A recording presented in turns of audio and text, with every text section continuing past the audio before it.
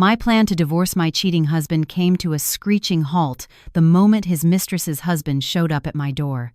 He offered me $1 billion with a single bizarre condition. I had to postpone the divorce for 3 months. What was the real plan behind this insane offer? The rain falling over New York City this afternoon seemed to understand the state of my heart.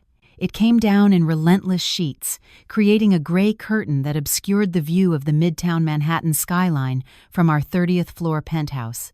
I stood frozen before the massive floor-to-ceiling window, watching the streets below clog with the familiar chaos of rush-hour traffic.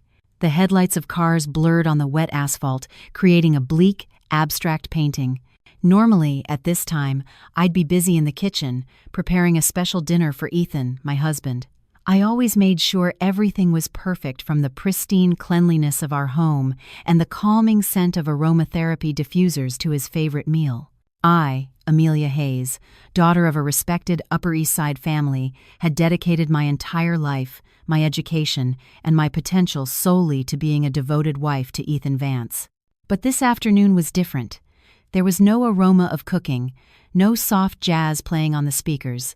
There was only the rumble of thunder, a sound that echoed the painful thumping of my own heart. In my hand, Ethan's smartphone felt cold. He'd left the sleek device on the nightstand when he'd rushed out this morning.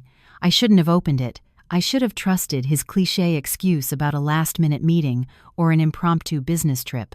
But the notification that appeared on the lock screen had destroyed everything. Chloe, hey, thanks for the transfer for my shopping spree today. You're still coming to my place tonight, right? I miss you so much. Don't forget to tell your stupid wife you're working late. The message was short, but its destructive power was greater than an atomic bomb to my 5-year marriage. Stupid wife. The words echoed in my head, spinning like a broken record. So this was how they saw me. Ethan, the man whose career I had helped build, the man my father introduced to powerful business contacts until he could become somebody, thought I was stupid. My hand trembled as I unlocked the phone. I happened to know the passcode, our wedding date. How ironic. Inside, I discovered another world Ethan had hidden from me. Intimate photos of them in the Hamptons from a weekend he claimed was a corporate seminar. Vulgar texts that made my stomach churn. And the most painful discovery of all, proof of enormous sums of money transferred to this woman, Chloe. Meanwhile, just last week, Ethan had told me his business needed a capital injection and asked me to cut back on spending. Unbelievable, I whispered, my voice caught in my throat. The tears I had been holding back finally spilled over, hot against my cheeks. I threw the phone onto our expensive Italian leather sofa. I didn't need to see any more. The evidence was more than enough. My pride as a woman, as a wife, and as a Hayes had been trampled into the dirt. I walked toward the master bedroom, my steps heavy. I pulled a large suitcase from the closet. Tonight, the moment Ethan returned, I would throw the divorce papers in his face. I would leave. I didn't care if I had to return to my parents' townhouse on the Upper East Side as a divorcee. It was better to live simply than to live in a gilded cage built on lies. But then, my thoughts drifted to my parents. My father's business was in a steep decline. The family home, a beautiful brownstone that had been in our family for generations, was in danger of being foreclosed on by the bank. I had always hoped Ethan's success could help restore our family's standing, but it turned out he was squandering his money on that homewrecker. The sound of the apartment's doorbell broke my reverie. I flinched. Was Ethan home early, realizing he'd forgotten his phone? Rage instantly flared in my chest. Good. The sooner he came back, the sooner I could throw him out of my life. With long strides and ragged breaths, I marched to the front door. I didn't even bother to wipe the tears from my face. Let him see. Let him know how broken I was. I swung the door open. You have a lot of nerve showing your. My words died. The person standing in the hallway wasn't Ethan. Before me stood a tall man, likely in his early 30s. He wore a perfectly tailored black suit that looked incredibly expensive, though it was now soaked from the downpour. Water dripped from the tips of his jet-black hair onto the shoulders of his jacket. His face was handsome, with a strong jawline and a straight nose, but his expression was as cold as ice. His eyes bore into me, sharp and assessing, as if they could scan my very soul in seconds. An aura of immense power radiated from him, making me instinctively take a step back. Amelia Hayes. His voice was deep, resonant, and full of intimidation. It wasn't a question, but a statement. I swallowed, trying to gather what little courage I had left. Yes, that's me. Who are you? If you're looking for my husband, he's not home. The man didn't answer immediately. His gaze fell to my still trembling hands, then back to my swollen eyes. A corner of his mouth lifted into a barely there, cynical smirk. I know your husband isn't home, he said flatly. He's at Hudson Yards, buying a Hermes bag for my wife. My heart stopped for a beat. What? Julian Sterling, he said, as if the name explained everything. And it did. Who didn't know Julian Sterling, the owner of Sterling Holdings, the young tycoon whose face frequently graced the covers of business magazines as one of the wealthiest men in America? He was the definition of old money, powerful, private, and born into unimaginable wealth. But wait, what had he just said? Your wife is Chloe, I murmured, the horrifying connection clicking into place. Julian nodded slowly. He didn't look angry or sad. His face was a concrete mask. May I come in? We have business to discuss, and this isn't a conversation to be had in a hallway. I hesitated. Letting a strange man into my apartment while my husband was away was improper, but considering what I had just learned about Ethan, those social norms felt meaningless. Besides, this man was a victim, just like me. Please, I said, finally opening the door wider. Julian stepped inside. As he passed me, I caught his scent, a mixture of rain, expensive tobacco, and a masculine, woody cologne. He seemed unimpressed by our apartment's interior, which I had once thought was the pinnacle of luxury. To someone like Julian Sterling, this place was probably no better than a storage unit. He stood in the middle of the living room, declining my offer to sit. His eyes swept the room, then landed on Ethan's phone lying on the sofa. You know everything, then, he stated without looking at me. I just found out, I replied bitterly. He left his phone. Julian turned to face me. A flash of lightning outside the window illuminated half his face, making him look even more mysterious. What's your plan now? Cry? Rage? File for divorce? That's none of your business, I shot back. But yes, I'm divorcing him. Tonight. Don't. Julian cut in sharply. I frowned, confused. Excuse me? Who are you to forbid me? Julian stepped closer, closing the distance between us to a mere 3 feet. I could see the raindrops still clinging to his eyelashes. Don't divorce him tonight. Don't make a scene. Don't let him know that you know, he said, his tone one of absolute command. Are you insane? I let out a bitter laugh. Your wife and my husband are having an affair, destroying our marriages, and you're asking me to stay quiet? I am not some fool who will tolerate being cheated on. I'm not asking you to tolerate the affair, Julian said calmly, a stark contrast to my explosive emotions. I'm offering you a deal. What kind of deal? Real revenge, Julian answered, his eyes glinting dangerously. A divorce will only set them free. Ethan will be free to be with Chloe, and you'll be left with a broken heart and the status of a divorcee. Is that fair? I fell silent. His words struck a raw nerve. Come with me now, Julian commanded. We'll talk somewhere more suitable. There are too many traces of that bastard here. I can't just leave with a stranger. Amelia, he cut me off, saying my name with a strange familiarity. Your family on the Upper East Side needs money, don't they? Your father has a massive loan due next month. If he defaults, the bank will seize the house. The blood drained from my face. How could he possibly know that? My family's financial problems were a closely guarded secret. How do you know that? I know everything, he answered arrogantly. Come with me, and I'll give you a solution you can't even imagine. Or stay here, divorce your husband, and watch your family slowly fall apart. The choice felt impossible. But looking into Julian's eyes, which were filled with unshakable confidence, a sliver of hope emerged from my despair. I glanced at the open suitcase in the bedroom, then back at Julian. Fine, I said softly. I'll go with you. Julian didn't smile. He just gave a curt nod and turned toward the door, as if he knew all along that I couldn't refuse. I grabbed my purse, locked the door to the apartment that now felt like my personal hell, and followed the imposing figure of this stranger into the elevator, descending into an uncertainty far greater than the storm raging outside. The drive from my apartment in Midtown to the financial district was unnervingly quiet. I sat in the passenger seat of Julian's luxurious black sedan. The interior smelled of expensive leather and was so soundproof it muffled the cacophony of horns and the relentless drumming of the New York rain. His personal driver navigated the flooded streets with such smoothness it felt like we were gliding. Julian sat beside me, engrossed in a tablet, the screen's glow reflected on his serious face.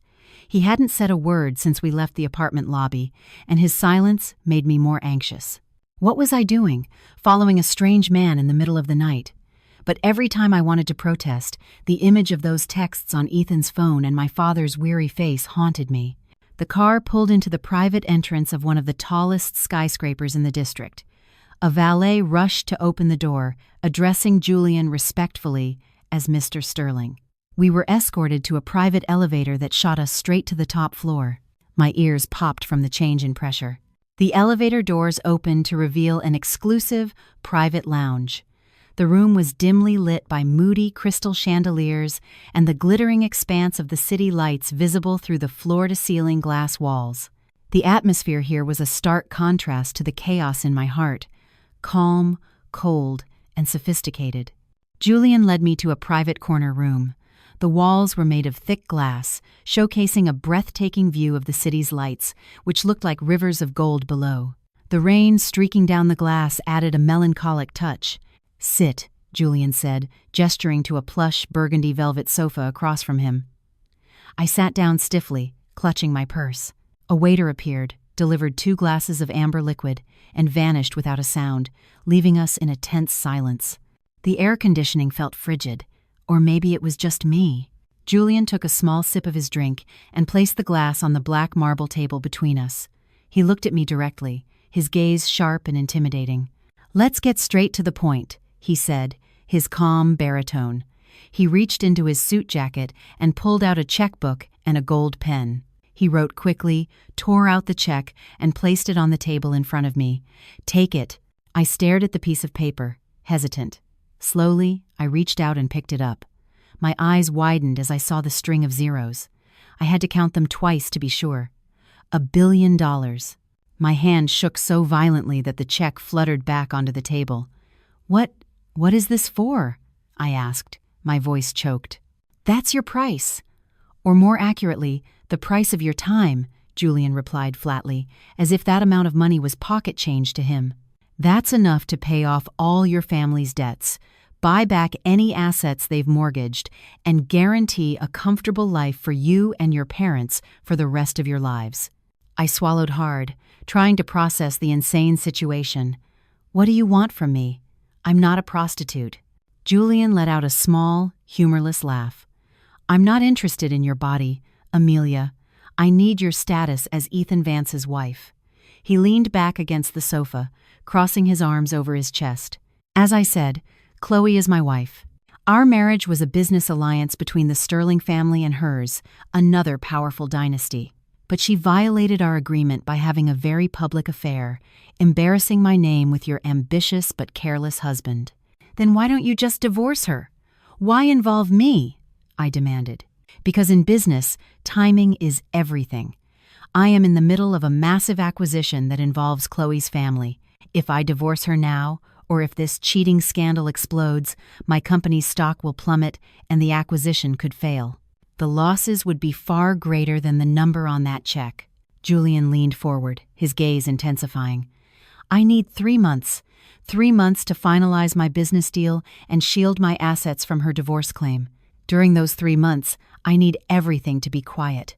No scandal, no divorce." I was starting to understand, though it felt surreal. "So, your job is simple," Julian continued. "Don't divorce your husband yet. Go back home, act as if nothing happened. Be the sweet, obedient, and stupid wife they think you are. Let them feel safe in their affair. Turn a blind eye. You're asking me to live under the same roof with the man who betrayed me and pretend to be happy? That's torture," I cried out. It's a strategy, Julian corrected coldly. You think crying and demanding a divorce now will make you a winner? No. Ethan would gladly divorce you. Then he'd spin the story to make you look like an incompetent wife. You'd walk out of that marriage with nothing but your shattered pride. He pointed at the check. But with this money, and with your patience for 3 months, you can destroy him when it hurts the most. When he thinks he's on top of the world, when he feels he has everything, we will bring him down. Together.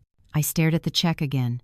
$1 billion. An amount that could save my father from a stress-induced heart attack.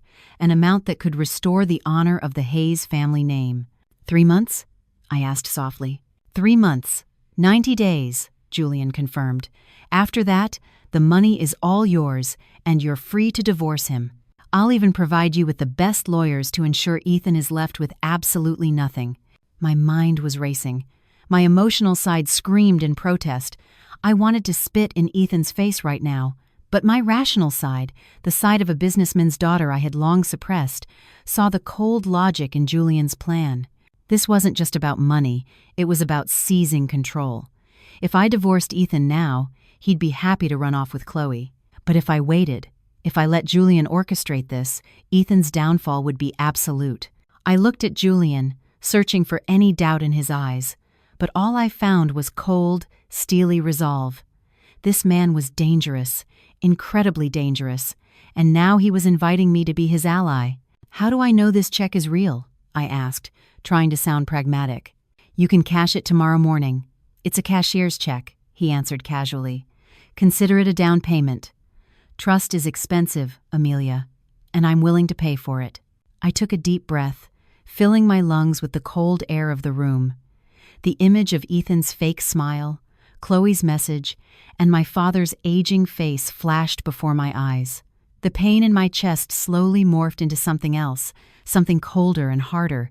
Vengeance. With a now steady hand, I took the check and put it in my purse. I agree, I said firmly. 3 months. No less, no more. Julian offered a faint smile, which seemed a little more genuine this time.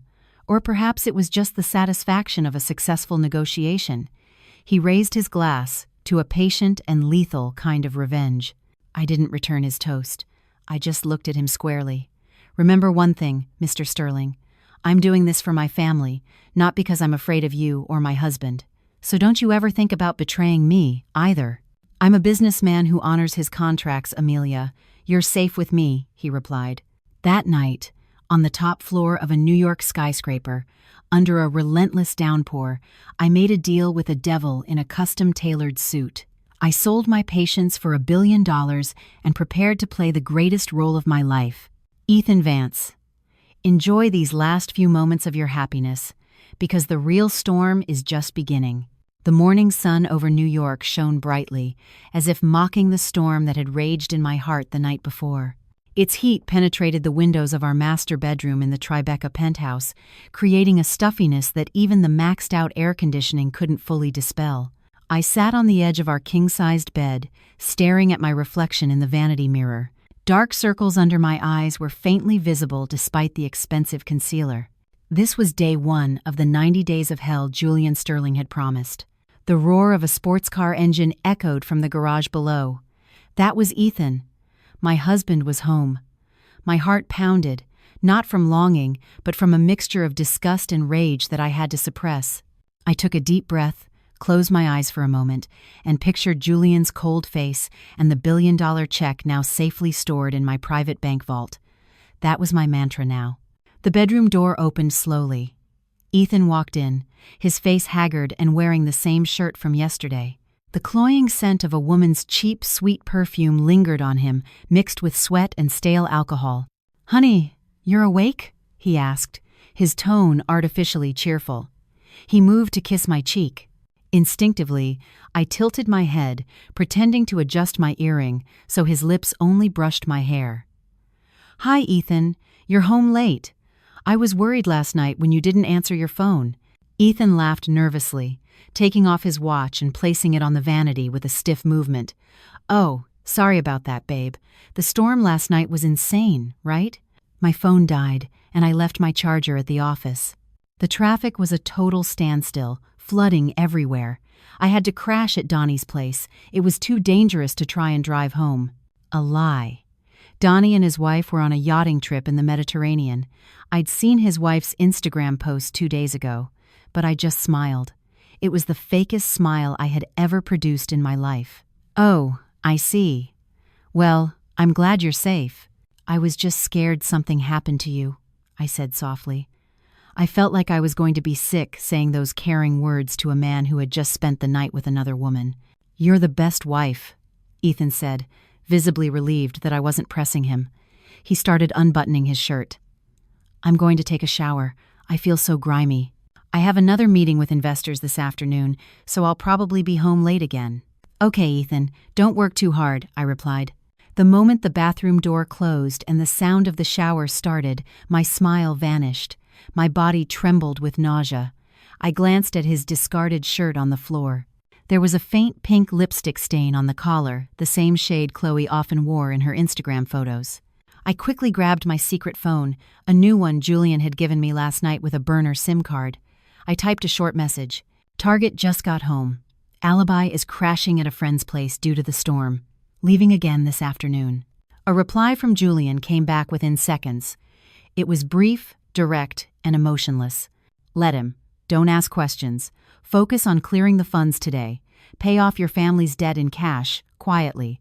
Leave no digital trail Ethan can trace." I deleted the messages immediately. That afternoon, after making sure Ethan had left not for an investor meeting, I was sure, but likely to return to his mistress, I had my driver take me to the main bank branch. The process of cashing the check went smoothly, thanks to a powerful letter of introduction Julian had prepared. The bank staff treated me like royalty. When my new account balance showed that fantastical number, I felt breathless. This was real. I had truly sold my marriage. From the bank, I went straight to my parents' townhouse on the Upper East Side. The old home looked somber. The paint was peeling in places, and the front garden was no longer as meticulously kept as it once was. In the living room, I found my mother sitting listlessly, holding a rosary. She looked exhausted, far older than her years. "Mom," I called softly. She looked up, her eyes misty. "Amelia, you didn't say you were coming." I sat beside her, taking her wrinkled hand in mine. "What's wrong, Mom? You look sad." She sighed heavily. "Your father. The bank called again this morning. They gave us a final warning. If we don't pay the principal next month, they're going to foreclose on the house. Your father is in his room now. His blood pressure is through the roof. I don't know what to do, Amelia. I don't want to ask Ethan. I know his business is struggling too." To this day, my parents still thought Ethan was a good, hard-working son-in-law.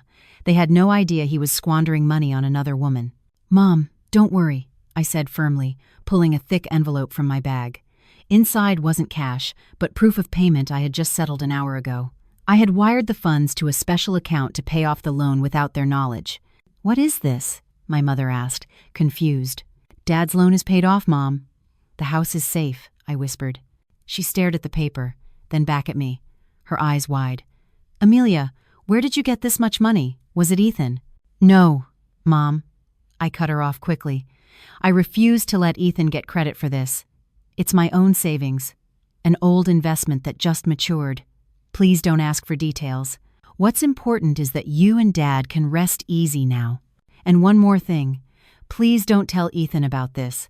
Let it be our secret. I want to surprise him when the time is right. My mother burst into tears and hugged me tightly. "Thank you, my child. Thank you. You've saved our family." Her embrace gave me strength. The guilt I felt for accepting Julian's offer lessened slightly. At least this dirty money, the proceeds from selling out my husband, could save my parents. That night, the charade continued. Ethan came home early, carrying a bouquet of roses that I suspected he bought from a street vendor, as they were already wilting. He seemed agitated, constantly checking his phone. We ate dinner in an awkward silence, punctuated only by the clinking of our silverware.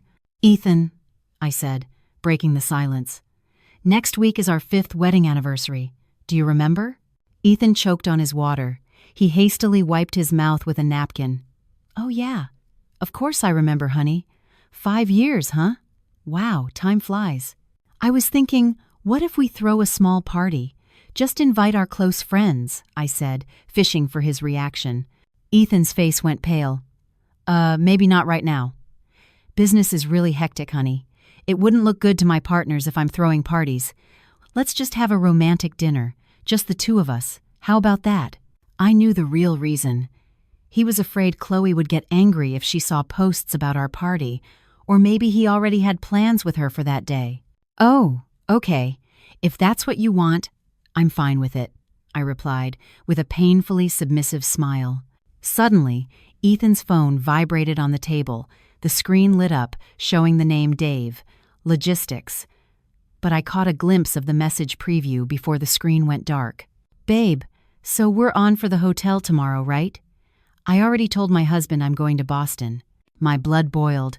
Dave, Logistics. How creative. Ethan quickly grabbed his phone. Ugh, another issue with the warehouse. I gotta take this in my office. He walked away without waiting for my reply. I sat alone at the large, cold dining table, staring at the untouched food. My eyes followed my husband's retreating back with a sharp glare. Enjoy your lies while you can, Ethan. Because with every passing second, I'm sharpening the knife Julian gave me to cut your happiness to shreds. 1 month had passed. My life was now split between two starkly contrasting worlds. By day, I was Amelia Vance, the docile wife who spent her time at home or shopping for groceries. But in between, I entered the world of Julian Sterling. Today, Julian had arranged our meeting at a contemporary art gallery in Chelsea. The gallery was owned by one of his cousins and was conveniently closed to the public for a private curation. It was the perfect spot, quiet, artistic, and far from the prying eyes of Ethan or Chloe, who preferred to spend their time at malls or nightclubs. I arrived wearing a simple navy dress and oversized sunglasses. Julian was already waiting in front of a giant abstract painting dominated by blood-red hues. He stood tall, hands in the pockets of his gray pants, looking like a work of art himself, beautiful but untouchable. "You're 5 minutes late," he greeted me without turning, as he heard my heels click on the polished concrete floor. "The traffic on the FDR was insane," I said, defending myself. There was a protest. "A queen should be able to predict the chaos in her kingdom," he quipped, though his tone wasn't as sharp as it had been during our first meeting. He turned to me, his eyes scanning my appearance from head to toe. "You look more alive. $1 billion is apparently a great cure for dull skin." "Don't mock me, Julian. What's the agenda today?" I asked impatiently. Julian walked toward a long bench in the middle of the gallery. A tablet and several stacks of documents were laid out on it. "Business 101, he said, sitting down and crossing his legs. "Know your enemy better than he knows himself." He slid the tablet toward me. The screen displayed the financial data of Ethan's company, Vance Enterprises. Sharp, downward-trending red graphs dominated the display. "Your husband isn't just a cheater, Amelia. He's also a terrible businessman," Julian stated coldly. "Look at this. He's been cooking the books to secure bank loans to fund his and Chloe's lifestyle. He's using corporate assets as personal collateral. Legally, that's embezzlement." My eyes widened as I read the figures. He put up his office building and your Tribeca penthouse as collateral," Julian added casually. I gasped. "That penthouse is in my name. It was an inheritance from my grandmother. He forged your signature 3 months ago. The notary was bribed." "Chloe found the notary for him," Julian revealed. The fact hit me like a sledgehammer. Ethan was a complete monster. He hadn't just betrayed me emotionally, he was actively planning to rob me blind. My hands clenched into tight fists, my knuckles turning white. "I'm going to have him arrested." "Patience," Julian said, placing his hand over mine. The cool touch of his skin was strangely calming to my erupting fury. "If you go to the police now, the process will be long, and Ethan could find loopholes.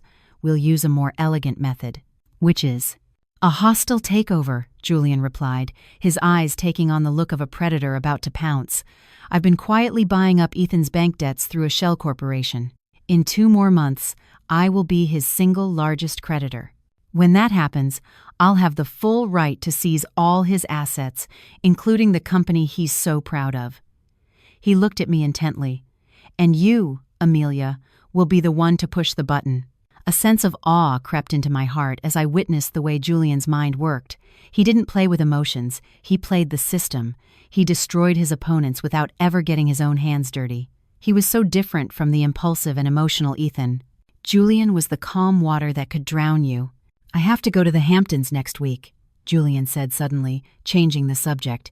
"There's a private resort in Montauk I'm thinking of buying. I need a second opinion on the interior design from a woman's perspective." "What does that have to do with me?" "You're coming with me," he commanded. "Consider it a field trip. I'll teach you how to manage property assets, so when you eventually take back your family's portfolio, you won't be as clueless as your husband." "I can't just go to the Hamptons. Ethan will get suspicious," I protested. "Next week, Ethan will be busy with Chloe, who has a supposed endorsement photo shoot in Singapore. He'll tell you he's on a business trip to Chicago, so you'll have free time," Julian cut in.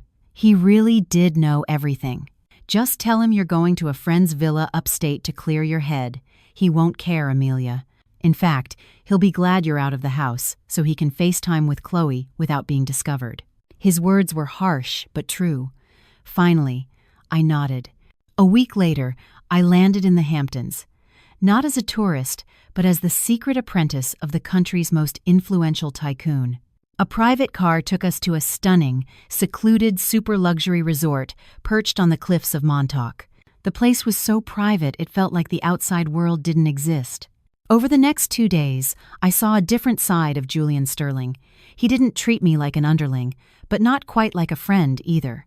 Our relationship was unique. He taught me how to read property contracts, spot investment potential, and negotiate with local contractors. He was demanding, a perfectionist, and sometimes sharp if I was slow to understand, but he never belittled me. That afternoon, we sat on the villa's terrace overlooking the Atlantic Ocean. The sun was beginning to set, painting the sky in shades of purple and orange. The sea breeze felt liberating on my face. "You're a fast learner," Julian commented over his espresso. It was the first compliment he'd ever given me. "I graduated summa cum laude with a business degree, Julian. It's just that for the last 5 years, my brain has been used for nothing more than planning Ethan's dinner menu," I replied bitterly. Julian looked at me, his gaze softening. A shame, all that potential wasted on a man who can't tell the difference between a diamond and a pebble. My heart fluttered at his words.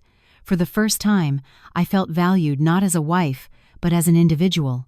Suddenly, a waiter approached with a tray of fruit, but he tripped on the thick rug.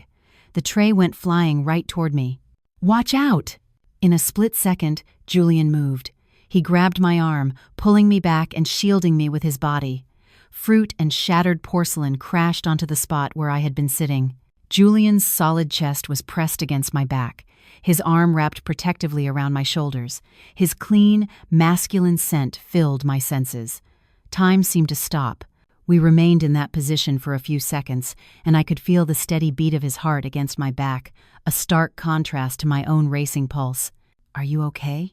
he whispered, his voice low and raspy near my ear, sending a shiver down my spine. I turned my head slightly, and our faces were suddenly inches apart. I could see the fine pores of his skin and his dark eyes looking at me with genuine concern. It wasn't the cold gaze of a businessman, but the look of a man looking at a woman. "I'm fine," I answered, flustered. Julian slowly released his hold, then stood up and smoothed down his jacket, returning to his cool demeanor as if nothing had happened.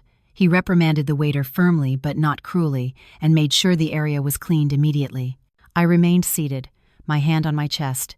In that brief moment, I realized something dangerous. Ethan may have broken my heart, but Julian was beginning to seep into the cracks without my permission. This wasn't part of the contract. This was off script, and what was more terrifying was that I didn't mind. Our alliance in the Hamptons had opened my eyes. Ethan was just a painful past, but Julian Sterling, he was a frightening yet alluring puzzle of a future. I had to be careful. Falling for a business partner on a mission of revenge was a fatal mistake. But as I watched Julian's strong back, as he stood looking out at the ocean from the edge of the cliff, I knew my heart was starting to betray my logic. The gala was held in the grand ballroom of a 5-star hotel on Central Park South. A colossal crystal chandelier hung from the ceiling, casting a golden glow over the room filled with the city's elite. Women in couture gowns worth more than a family car laughed delicately, showing off their diamond jewelry, while men in sleek tuxedos discussed stocks and politics over glasses of champagne. The air was a pungent mix of expensive perfumes, fresh lilies, and the thick stench of hypocrisy.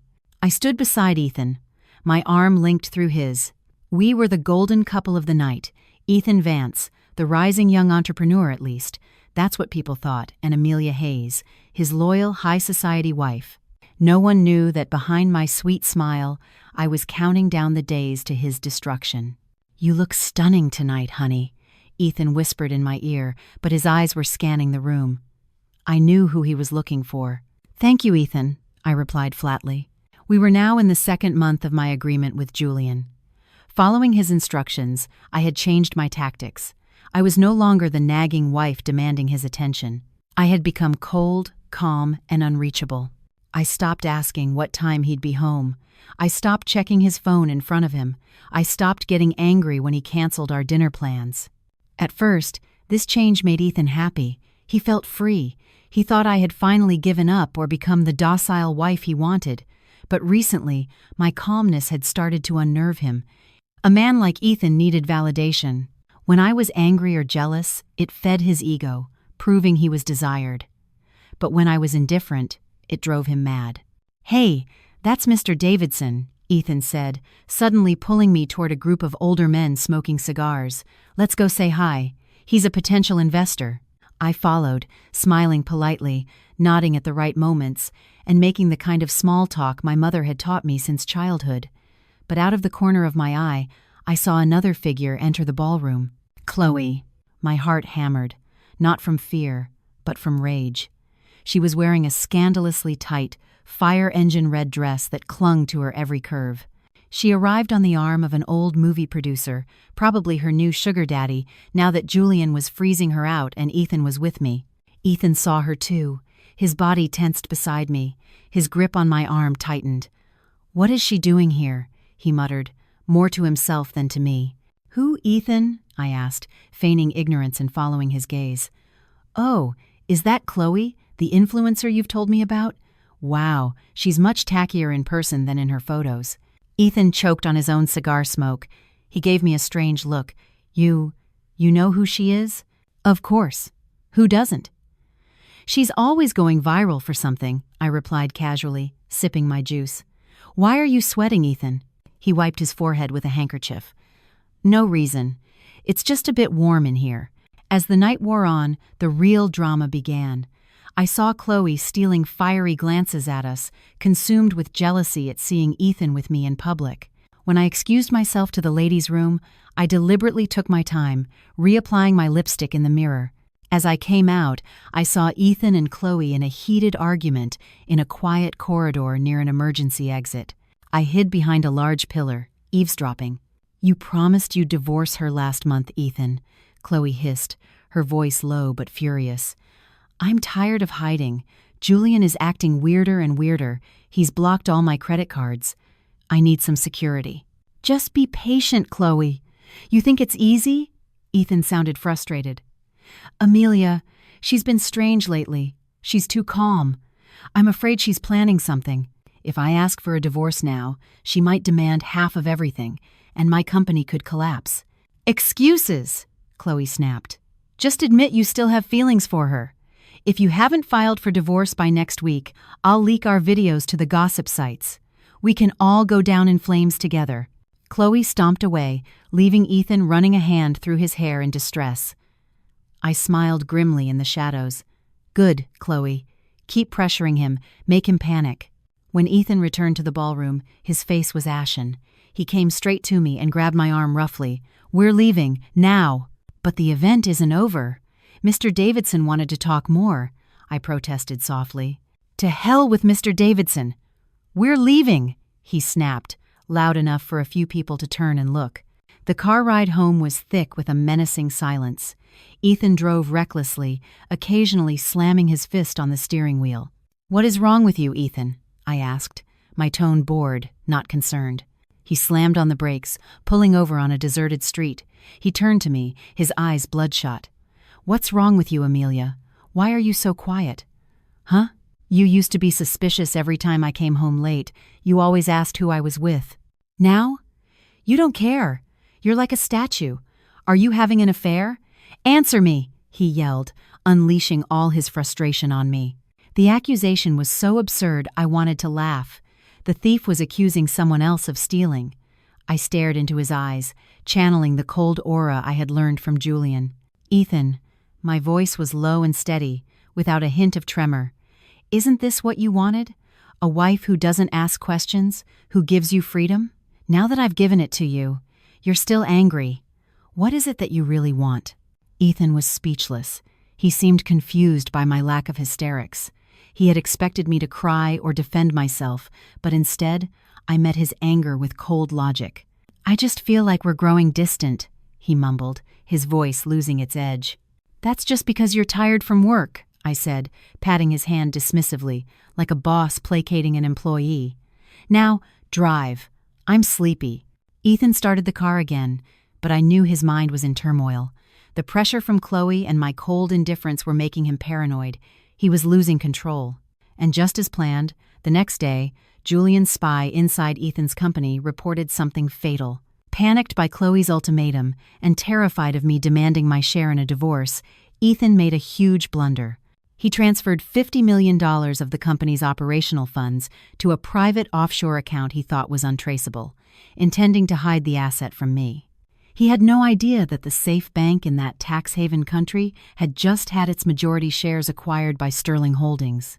That afternoon, I met Julian at his secret apartment.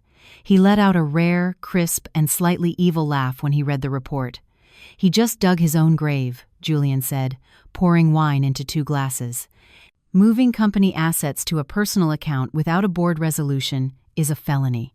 And because he did it in a panic, his digital footprint is a complete mess." Julian handed me a glass of wine, his eyes shining with victory. "Congratulations, Amelia. Your husband just handed us his own neck for the noose. 1 more month, and we pull the lever."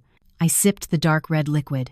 It tasted bitter at first, but left a sweet aftertaste on my tongue, just like the revenge we were brewing.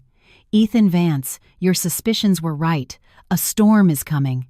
And I am the eye of it." The sky over New York seemed to be in mourning, or perhaps in a rage.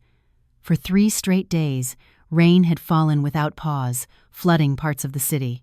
Major avenues had turned into murky rivers, traffic was gridlocked, and the symphony of honking horns was the city's soundtrack of stress. The chaos outside was a perfect reflection of what was happening inside my marriage. This was the final week, the crucial week before the 90-day deadline expired. The tension in our Tribeca penthouse was so thick you could cut it with a knife. Ethan was a wreck. The dark circles under his eyes were more pronounced. He was often lost in thought, and his temper flared over the smallest things. His business was faltering, thanks to Julian's subtle sabotage, and Chloe was relentlessly hounding him for a commitment. On my end, I had to be extra careful. One small mistake at this final stage could unravel our entire meticulously planned scheme. That night, the rain was torrential, accompanied by fierce winds. The power in our building went out completely after a transformer was struck by lightning. The huge apartment was plunged into darkness, lit only by the flickering, gloomy glow of candles. I sat in the living room, pretending to read a magazine by candlelight. Ethan paced the room like a caged animal. His phone was glued to his ear as he screamed at his subordinates about a shipment stuck in the floods. "I don't care how, find another truck. If that shipment doesn't arrive tomorrow, we lose millions," he yelled, then slammed his phone onto the sofa. He turned to me, his breath ragged. "Can you stop reading that trash? Your husband is losing his mind, and you're just relaxing." "And what am I supposed to do, Ethan? Yell along with you?" I replied calmly, not looking up from the magazine. "Ugh!" Ethan ran his hands through his hair in frustration. Suddenly, a vibrating sound cut through the silence. It wasn't Ethan's phone, nor was it my primary phone lying on the table. My blood ran cold. It was my secret phone, the burner Julian had given me, which I had hidden between the sofa cushions. I had forgotten to turn it off. Stupid, Amelia, you are so stupid. The vibration sounded deafeningly loud in the dead-quiet, blacked-out apartment. Bzzzt, bzzzt. Ethan stopped pacing. He turned his head toward the sofa where I was sitting. What was that noise? I didn't hear anything, I answered quickly, my heart about to leap out of my chest. Maybe it was just the wind. That was a phone vibrating.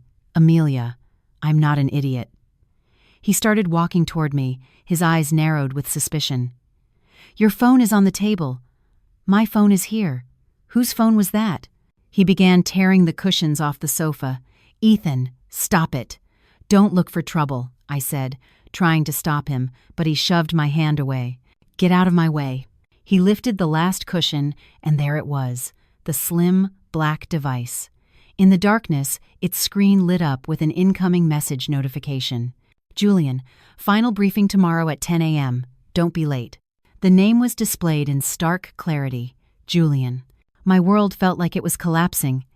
Ethan snatched the phone, his hands trembling, his face contorted from confusion to a terrifying rage. Julian? Who the hell is Julian? He screamed in my face. So this is why you've been so quiet. You're cheating on me. You have a lover? He grabbed my shoulders, shaking me violently. Answer me. Who is this bastard? You've been playing me all this time, huh? Fear seized me. A cornered Ethan was capable of anything. But at the same time, my disgust reached its peak. He was accusing me of cheating when he was the ultimate traitor. Let go of me, Ethan. You're hurting me, I yelled, struggling to break free. I'm not letting you go until you confess. Unlock it. I want to see everything. He shoved the phone in my face, trying to force me to unlock it. Suddenly, the front door was kicked open with a deafening crash. The sound of splintering wood thundered through the apartment, louder than the storm outside. We both froze and turned. Standing in the doorway was a tall, imposing figure, drenched from the rain, flanked by two burly bodyguards. A flash of lightning silhouetted him, making him look like the angel of death. It was Julian. How did he get here? Had he bugged me? Did he know I was in danger? Take your hands off her, Vance. Julian's voice was low, but it boomed through the room, filled with lethal authority. Ethan gaped, his grip on my shoulders loosening. He looked from Julian to me, and back to Julian. You're Julian Sterling, from Sterling Holdings. Ethan obviously recognized the face of the billionaire he so often admired in magazines. The confusion on his face deepened. What are you doing in my house? Why are you messaging my wife? Julian strode in calmly, as if he owned the place. His two bodyguards swiftly and efficiently separated Ethan from me. Ethan was shoved onto the opposite sofa while Julian stood before me, his sharp eyes examining me. You were careless, Amelia, he whispered, so only I could hear. Good thing I was tracking your GPS and noticed your heart rate spike on the smartwatch I gave you. I knew something was wrong. He then turned to face the still shocked Ethan. Your wife is not having an affair, Vance. She's working for me, Julian lied, but with such conviction it sounded like the absolute truth. Working? Ethan stammered. What kind of work happens at this hour? Acquisition consulting, Julian answered coolly, his tone brookings no argument. And about that message, we were discussing a business strategy that involves your company. Your wife was trying to save your failing enterprise, and you repay her with these accusations. Ethan was silent, his slow mind trying to process the information. His fear of the powerful Julian Sterling was overriding his jealousy. Save my company? What do you mean? Julian gave a faint, terrifying smile. Your company is on the verge of collapse, Vance. You're drowning in debt. Your cash flow is non-existent. Amelia begged me to inject some funds. She was willing to work overtime, acting as an intermediary, all for her ungrateful husband. Julian flipped the narrative so brilliantly that I almost believed him myself. He made Ethan feel small and guilty. I didn't know, Ethan stammered, looking at me with remorse. Amelia, is that true? Having been trained in this charade for 2 months, I immediately took Julian's cue. I put on a sad, disappointed expression. You thought I would betray you, Ethan? I've been quiet because I was so stressed trying to figure out how to help you. I asked Mr. Sterling for help secretly so your pride wouldn't be hurt. Ethan hung his head, his face flushed with shame. I'm sorry, honey. I lost it. I've been so stressed. Julian looked at Ethan with utter contempt. You don't deserve her, but because Amelia pleaded, I'll give you one chance. Come to my office tomorrow. We'll talk about that capital injection. Bring all your company's legal documents. Ethan's eyes lit up. He saw this as his salvation. He had no idea he had just been invited to his own execution. Yes, sir. Thank you so much, Mr. Sterling. I'll be there. And one more thing, Julian said, stepping toward Ethan and patting his shoulder, but with a forceful press. Don't you ever raise your voice at Amelia again. If I hear that you've been rough with her, the deal is off. Yes, sir, I promise. Ethan nodded obediently, like a dog being scolded by its master. Julian gave me a look. His eyes said, Hold on just a little longer. Tomorrow, we finish him. That night, after the power was restored and Julian had left, Ethan was incredibly sweet to me. He massaged my feet, apologized profusely, and praised me as the best wife in the world. I just smiled faintly, my disgust at its peak. He had no idea that at the shareholders' meeting tomorrow, the man he was meeting was not his savior, but his executioner. In the bathroom, I stared at my reflection. My eyes were cold, my face hard. The old Amelia, the soft and naive one, was dead. All that was left was a woman ready to watch her husband's world burn to ash. 3 months were up. It was time to collect. The day of reckoning had finally arrived. The sky over New York, gray for days, was now a brilliant, clear blue, as if the universe itself was blessing what was about to happen. I stood before a full-length mirror in the hotel suite where the annual shareholders' meeting for Vance Enterprises was to be held. Ethan had insisted we stay here the night before so he could be fully prepared. I knew it was just his nerves about the city traffic. I was wearing a knee-length black dress that fit my body perfectly. The cut was simple yet elegant, a piece by a rising designer that cost enough to feed a family for a month. Around my neck was a diamond necklace. Not a gift from Ethan, but from Julian, delivered that morning with a card that read, "To celebrate your freedom." Ethan entered the room in his finest suit. His face was tense, but there was a gleam of arrogance in his eyes. He thought he had won. He believed that today, Julian Sterling would arrive like a god, inject fresh capital, save his company from bankruptcy, and make him look like a genius in front of the shareholders who had begun to doubt him. "Ready, honey?" he asked, adjusting his tie in the mirror beside me. He smiled, a smile I was about to wipe off his face forever. Today is a big day. After Julian signs the investment contract, our stock will skyrocket. Everyone who ever underestimated me will eat their words. "I'm ready, Ethan." "Very ready," I answered calmly, applying a final coat of dark red lipstick, the color of courage, the color of blood. We walked toward the grand ballroom. The thick, carpeted hotel corridor muffled our footsteps. Ethan held my hand tightly, as if I were his trophy. He didn't know that trophy was a ticking time bomb. Inside the ballroom, the atmosphere was tense. Dozens of shareholders, board members, and business associates sat at round tables. Rumors of the company's dire financial state had spread, and today they wanted answers.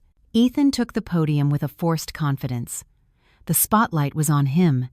He began his speech, presenting growth charts that I knew were mostly fabricated. "Ladies and gentlemen," Ethan's voice boomed through the speakers. "I know there have been rumors, but I assure you, Vance Enterprises is entering a new golden era. Today, I will announce a strategic partnership with a major investor who will take us to the international stage." Murmurs rippled through the audience. Some were skeptical, others hopeful. "Who's the investor, Mr. Vance? We need more than just promises," a vocal minority shareholder shouted. Ethan grinned widely. "Patience. He is on his way. He is a man you all hold in the highest regard." Just as Ethan finished his sentence, the grand double doors of the ballroom swung open. Every head turned. The room fell silent. Julian Sterling strode in. The man's presence was overwhelming. He didn't walk. He commanded the space. Behind him followed a team of 6 lawyers and assistants carrying stacks of thick documents. Julian wore a custom navy suit that fit his powerful frame perfectly. His expression was a mask of cold indifference. Ethan descended from the podium to greet him with an outstretched hand, like an old friend. "Mr. Sterling, welcome. It's an honor to have you here. Julian ignored the handshake. He merely glanced at Ethan's hand before walking right past him toward the podium.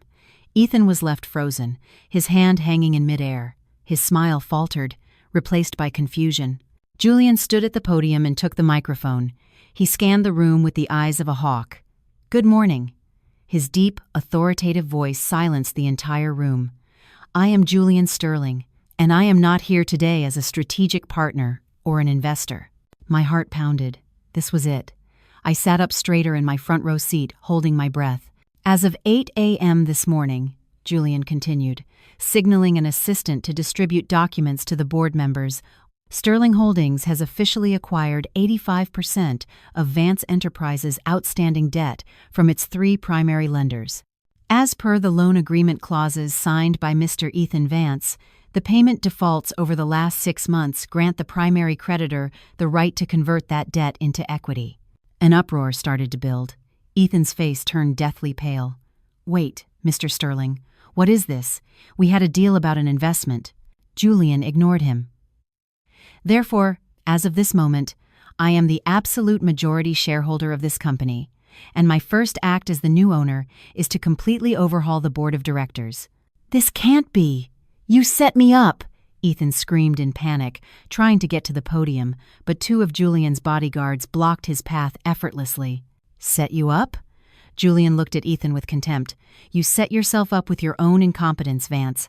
You forged financial reports, embezzled operational funds for personal use, and collateralized assets that were not yours to give." Julian clicked a button on a remote. The large screen behind him, which had been showing Ethan's fake business charts, went black, then flickered to life with a video. It wasn't a business presentation. It was crystal-clear security footage from a luxury hotel room and a hidden camera inside Ethan's car. On the massive screen, Ethan and Chloe were clearly visible, intimately entangled. Their laughter, their conversations about divorcing me, and their insults toward me and Julian echoed throughout the ballroom. "God, Amelia is so stupid. She'll never realize I'm using her money to buy you this apartment, babe," Ethan's voice said clearly in the video. "So, what about Julian? When are you going to deal with that stiff of a husband?"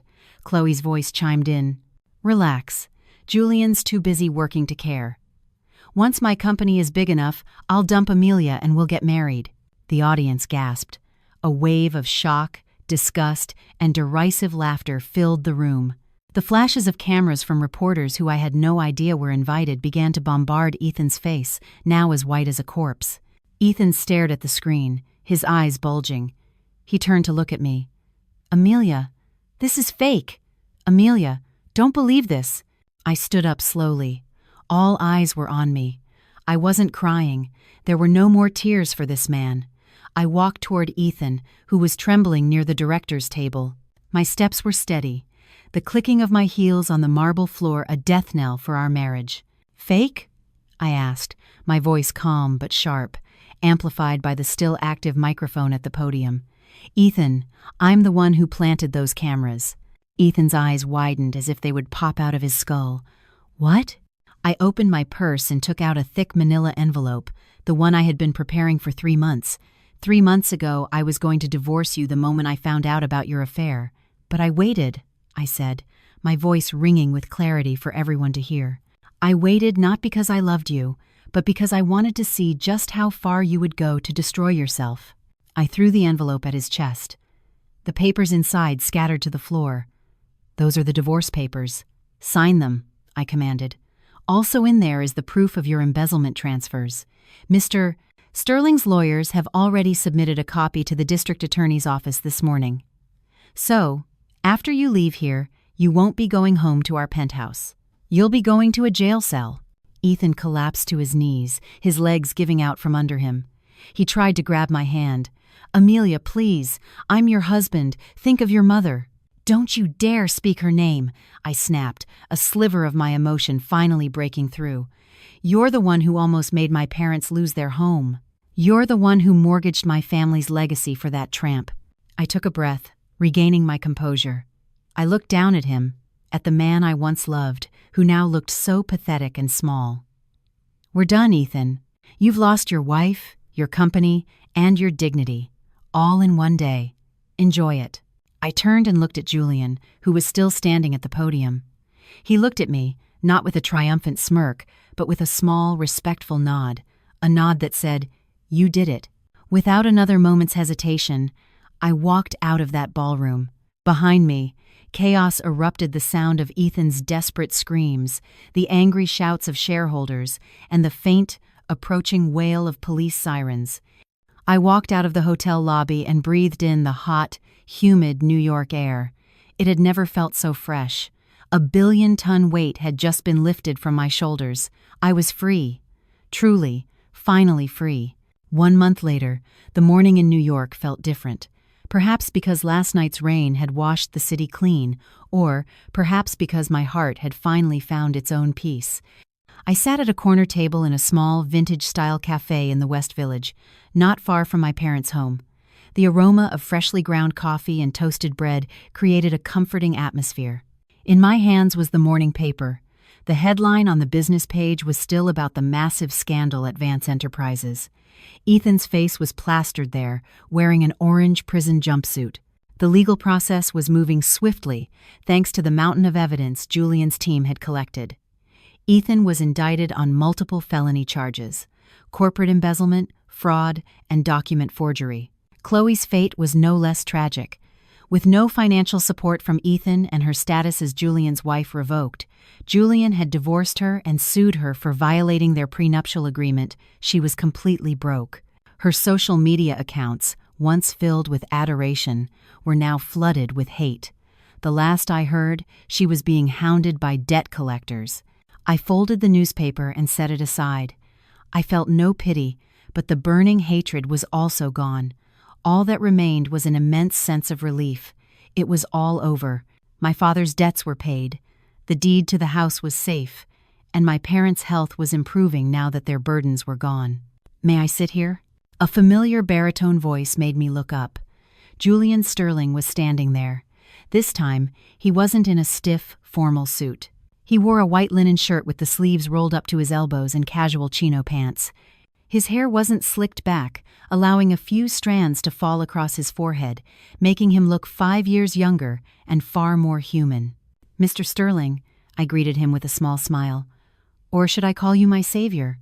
Julian chuckled softly, pulling out the chair opposite me. "Just Julian. Our business contract is over, isn't it? No need for formalities." A waiter brought his order: black coffee, no sugar. "Of course. How are you?" he asked after taking a sip, his eyes fixed on me. Their intensity had never wavered since our first meeting.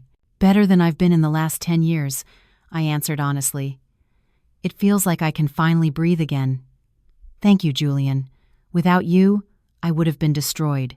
"You saved yourself, Amelia," Julian corrected gently. "I only provided the tools. You were the one with the courage to use them. Not many people could have endured that kind of mental pressure for 90 days. I stirred my cappuccino, watching the foam swirl. "So, what brings a man like you to a small cafe in the West Village? I can't imagine you have much free time for coffee." Julian leaned back in his chair, gazing out at the tree-lined street. "Actually, I'm looking for a new partner." "Another business partner?" My eyebrows rose. "Sorry, I've retired from the world of corporate intrigue." "Not for business." Julian looked back at me, and this time his gaze was different. Warmer, deeper. "I'm looking for a life partner." My heart skipped a beat. "You know," Julian continued, his voice lowering slightly, "at first, I approached you purely as a business calculation. You were the perfect pawn to take down Ethan and smooth over my acquisition. But over those 3 months, watching you control your emotions, seeing your intelligence in the Hamptons, witnessing your ferocity when protecting your family, I realized something." He reached his hand across the table, his palm open, waiting. "I realized I don't want this partnership to end," he said. "I want to write a new book with you. One without contracts, without timelines, without pretense." I looked at his hand. The hand that had pulled me from the brink of ruin. The hand that was cool to the touch but had given me a sense of security I had never felt before. My mind drifted to the small moments over the past 3 months when he shielded me on the terrace, when he sent me my favorite food when I was stressed, when he looked at me with pride at the shareholders' meeting. Behind his cold mask was a genuine heart, hidden behind walls of power. Was I ready? The trauma of my marriage to Ethan was still fresh, but looking at Julian, I didn't see Ethan. I saw a man who respected me as an equal, who saw my potential, and who had patiently waited for my storm to pass. "That's an interesting offer," I said slowly, trying to hide the smile that was beginning to form on my lips. "But I have a condition." "Name it," Julian said instantly. "Anything. Stocks, assets, a private island." I laughed softly. "No. The condition is that this time there are no secrets, no scripts. We take it slow. I need time to fully heal." Julian smiled, a genuine smile that reached his eyes, making his face devastatingly handsome in the morning light. "I have all the time in the world, Amelia. I'm a patient businessman. Remember, I waited 3 months just to take down an enemy. I can wait much longer to win the heart of the woman I love." The word love hung in the air, sweet and full of promise. Slowly, I reached out my hand and placed it in his. He closed his fingers around mine, his grip firm, warm, and steady. "All right, Mr. Partner," I teased. "Let's start the first draft of this new chapter." Julian laughed, then raised his coffee cup. "To new beginnings." "To new beginnings," I echoed, clinking my cup against his. Outside, the sun shone brighter, its rays filtering through the leaves of the trees, creating beautiful patterns of light on our table. New York City was still buzzing with its usual drama, but here, in this quiet corner of the village, I had found my peace. The story of my revenge was over, sealed behind the prison doors that held Ethan, and now the story of my happiness was just beginning.